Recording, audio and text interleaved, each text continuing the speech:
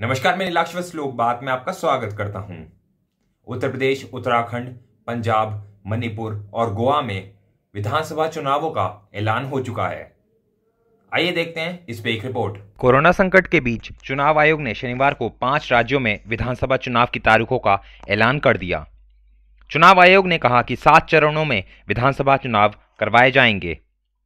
उत्तर प्रदेश में 7 चरणों में चुनाव होंगे। पहले चरण का चुनाव 10 फरवरी को होगा। पंजाब, उत्तराखंड और गोवा में एक चरण में चुनाव करवाए जाएंगे। इसके लिए 14 फरवरी को वोटिंग होगी। वहीं मणिपुर में 2 चरणों में चुनाव होंगे। 5 राज्यों में 7 मार्च को वोटिंग खत्म हो जाएगी और 10 मार्च को मतगणना की जाएगी।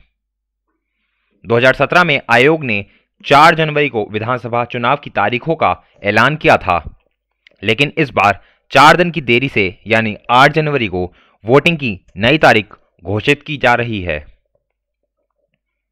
मुख्य चुनाव आयुक्त ने कहा कि बिना किसी बाधा के चुनाव, लोगों को मतदान का अधिकार सुनिश्चित कराना और कोरोना के बीच लोगों को बचाव करते हुए चुनाव करवाना आयोग के सामने ये 3 चुनौतियां हैं।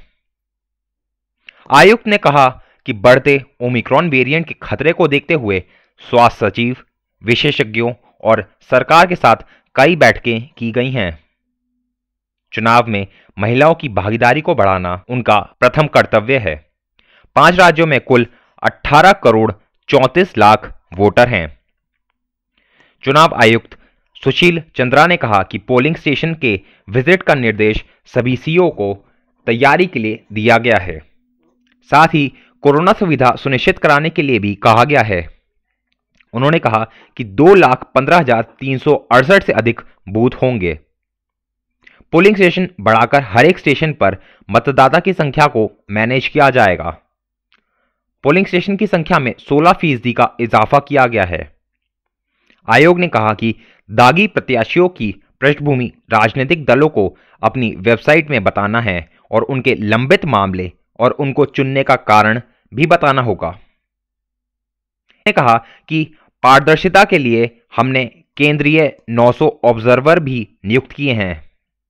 हमने प्रत्याशियों का खर्च हाल में ही बढ़ाया है। इससे उन्हें डिजिटल मोड का प्रयोग करने में भी मदद मिलेगी। भ्रष्टाचार के खिलाफ आयोग ने कहा कि उनकी पॉलिसी जीरो टॉलरेंस की नीति है। यूपी और पंजाब में प्रत्याशी 40 लाख रुपए खर्च कर पाएंगे। इसके अलावा गोवा, मणिपुर और उत्तराखंड में प्रत्याशियों को 28 लाख रुपए खर्च करने की इजाजत होगी।